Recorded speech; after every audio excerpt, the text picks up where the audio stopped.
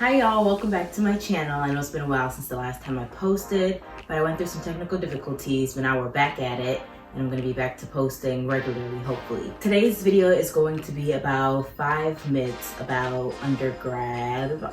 Today's video is going to be about 5 myths for 5 hours later. Today's video is going to be about 5 myths about life after graduating. The first myth is that I have to right away after graduating either get a job or continue with a postgraduate program such as grad school, med school, law school, anything like that. You don't have to just jump into working or going back to school right away. If you want to take some time off to really figure out what you want to do, that is completely okay. And if there's no timeline for getting everything right, it's really up to you and how you feel about things. If you want to take some time off to pursue one of your passions, see how that goes, that's all right. If you just want to take some time off to recuperate your life after however many years of undergraduate life, like that's also okay. It's really just up to you, and don't feel that you have to compare yourselves to other people's journeys or what's going on in other people's life. It's really about what's best in your life at that moment. And then also to build on that, the idea that I won't go through post-grad depression if I right away get a job or right away have an opportunity, so that I don't feel like I'm in the middle ground and stagnant, not going anywhere. Whether you have a full-time opportunity or not, you're going to go through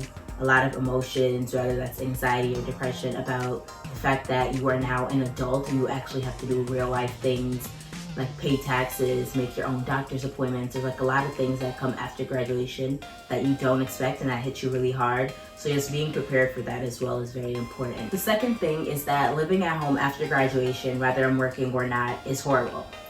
That's not the case. And for many people that I know, they are living at home while still working full-time opportunities, whether that's in the field they're studying in or in a different field or just taking some time off. That's not true, because that not only is an opportunity for you to save money, because like you don't have to spend as much money on rent or anything that you may have had to spend before. I get how some people could see it as being horrible because like you don't have all the freedom that you may want to have living alone or away from home.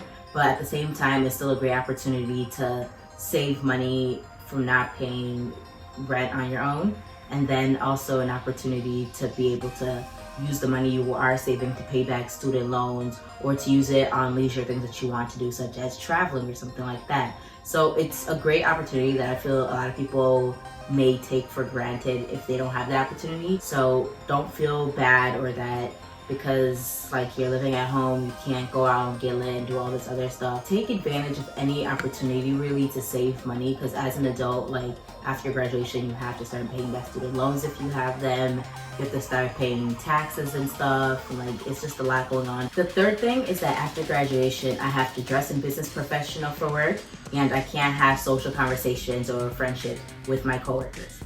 That is one of the biggest lies that we are taught in TV and other media and stuff. Like you may become very close with your coworkers and you'll realize that it's not really as business professional as usual. Little disclaimer, I am in a creative field, so a lot of this is different for me than it is for other people. But even in very professional fields, I don't feel that you're not able to have social conversations and friendships with your coworkers. I feel like it's really about what you make of it, and if you're taking those steps and opportunities to become closer with your coworkers. And with the dressing business professional every day for work, it's not like that for me at all, because I'm in a creative field. I'm able to wear like Tim's ripped jeans, sneakers, baseball caps, like whatever I want to wear to work, as long as it's not like super inappropriate. Yeah, I'm really able to wear whatever I want to work, and it's not like I have to wear business professional every day or every other day, or like only Fridays are dressed down days. There are days where like I dress up a little bit, maybe throw on some heels, a nice cute outfit,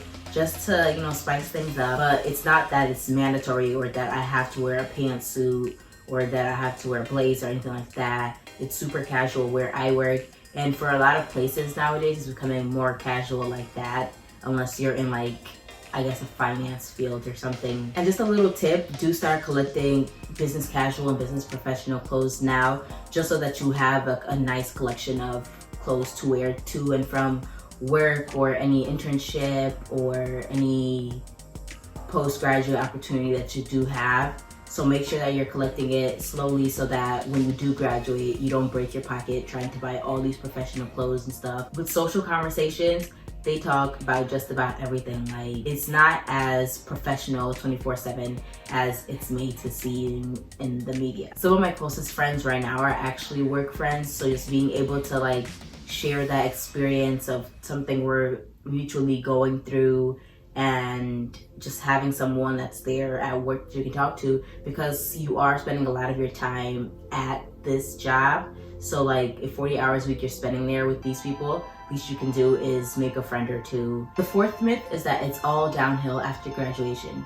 You have to start paying back loans and taxes, working a 9 to 5. You have to start thinking about a family. You have to like do a bunch of things that you may not want to do. You can't get rid of as often as you want to do it, and a bunch of different things. I would say it's what you make of it. So if you allow yourself the opportunity to see the bright side of things and see that now you're an adult and you're going to be getting these new opportunities and trying different things, and yes, you're working this 9 to 5, but you might find some great people there and you might be loving what you're actually doing. It's not the same, but it's also not the worst. It's really your perspective and how you go towards things. On the contrary, you could see post-grad life as living your best life. Like, now you don't have to go to classes anymore and you have more freedom and you're just living your best life.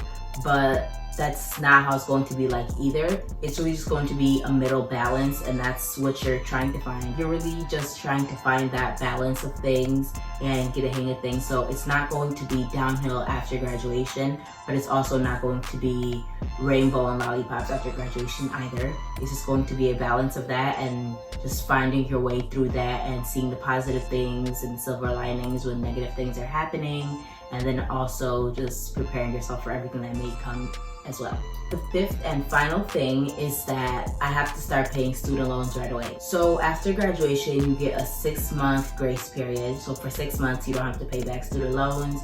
So that's a good 6 months to either find out what you're going to be doing, or to just get your finances in order in terms of starting to save. After that 6-month period, then you do begin to pay loans, and there are different payment plans and stuff. You should go on the site that you're using for loans and see what options they have for you in terms of repayment, and do what's best for you in terms of finances and everything that's going on with yourself. I know that there are options to defer payment for a certain period based on the financial situation you're going through, so that's also something smart to do.